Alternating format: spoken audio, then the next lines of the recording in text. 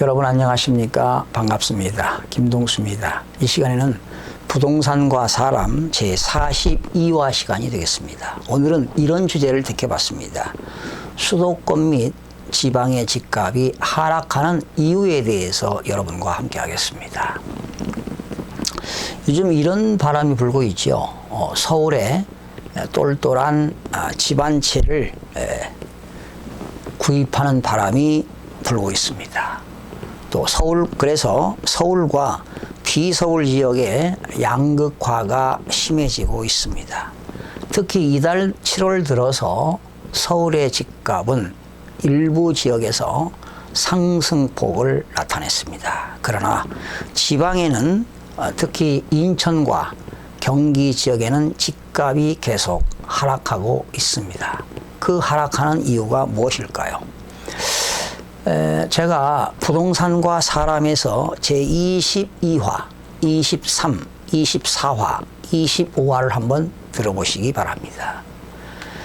부동산을 취득해서 수익을 내는 노하우는 누구나 아는 사실입니다. 저점에 취득해서 고점의 양도에서 양도 차익을 많이 얻어내는 것입니다. 한 세대가 여러 주택을 가지고 있다고 해서 수익을 많이 내는 것은 아닙니다. 특히 1세대 1주택을 가지고 있으면서 저점에 취득해서 고점에 양도하게 되면 양도 차익이 발생해도 양도소득세가 없습니다. 그러나 1세대 1주택이라 하더라도 특히 강남 지역에 있는 주택들은 9억 원이 초과되기 때문에 1세대 1주택을 양도하게 되면 9억 원 초과분에 대해서만 양도소득세를 과세하기 때문에 그렇게 세금 부담이 없습니다. 그래서 2013년도에 부동산을 취득해서 지난 2018년 3, 4월에 부동산을 양도한 사람들은 양도 차익으로 엄청난 수익을 냈습니다. 심지어 최저 7억에서 많게는 12억까지 1세대 1주택자가 수익을 낸 바도 있습니다. 그런 사례를 제가 22화에서 25화를 한번 들어보시기 바랍니다. 그래서 요즘 서울 지역에 똘똘한 주택 하나를 소유하는 바람이 불고 있기 때문에 서울 지역은 사실은 부동산 이 7월 시점에 봐서는 상승될 수 없는 상황인데도 상승되고 있습니다. 특히나 지난 7월 10일 서울시 박원순 시장이 영등포 지역과 서울역과 용산 지역에 개발을 하겠다는 마스터 플랜을 발표한 이후에 영등포 지역과 용산 서울역 지역의 집값이 상승세를 나타냈습니다. 또한 지난 강남구에 있는 대치동 아파트도 매물이 나와도 거래가 실종된 상태였는데요. 이제 재건축 정비 계획이 곧 통과된다면 가격이 상승될 거라는 그런 예감으로 지금 거래가 실종되었고 또 그 매물을 가지고 있는 사람들이 거두어 들이는 바람에 가격이 상승세를 이어지고 있습니다.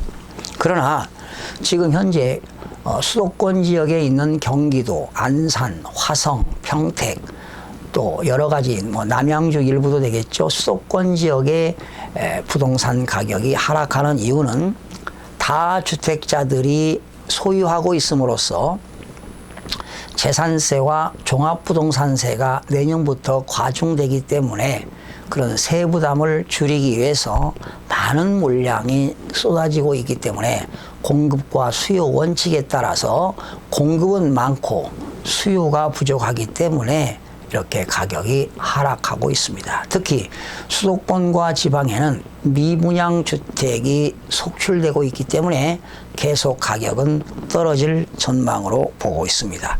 특히 지방 같은 경우는 경기 침체와 인구가 유출됨에 따라서 또 급증한 입주 물량으로 이렇게 가격이 하락할 수밖에 없습니다.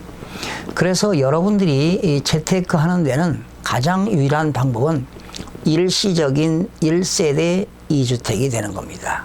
하나의 주택을 소유하고 있는 사람이 누구나 주거 이전 자유가 있기 때문에 하나의 주택을 취득해서 1년 이상이 지난 이후에 새로운 주택을 취득함으로써 1세대 2주택이 되면 새로운 주택을 취득한 날로부터 종전주택을 3년 이내 양도하게 되면 양도소득세가 없습니다. 이것을 우리는 세법에서는 비과세라고 하는데 세금을 내지 않는 것을 비과세라고 합니다. 이렇게 해서 하나의 재테크 방법이 될 수 있겠죠.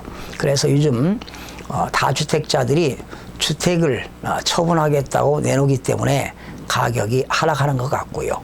또한 서울에 있는 시민들이 똘똘한 한 채의 주택을 취득하겠다고 나서니까 서울시 수요는 많고 공급이 부족하니까 일부 서울 지역에서는 아파트 가격이 상승하는 것으로 보여집니다. 그러나 투자자들 입장에서는 상당한 고민을 해봐야 할 것입니다. 여러 번 누차 말씀을 드렸듯이 앞으로 2019년도에는 한국에도 경제 성장률이 좋지를 않습니다. 그리고 또 수요보다는 공급이 많기 때문에 거래량도 활발하지 않을 겁니다. 그리고 2020년도에는 대한민국의 베이비 부모 세대들이 최고점을 찍기 때문에 아마도 가격이 하락할 수밖에 없습니다. 그러나 요즘 서울 지역의 7월에 들어서 서울 지역의 일부 지역의 가격이 상승한다고 해서 잘못하면 투기가 과열될 수도 있기 때문에 투자하실 분들은 고민을 좀 해봐야 될 것 같고요. 늘 발품을 팔아야 될 것 같습니다. 그러나 사실은 서울 지역에서 한강변을 끼고 아파트를 소유하고 계신 분들은 안전자산이라고 볼 수가 있습니다.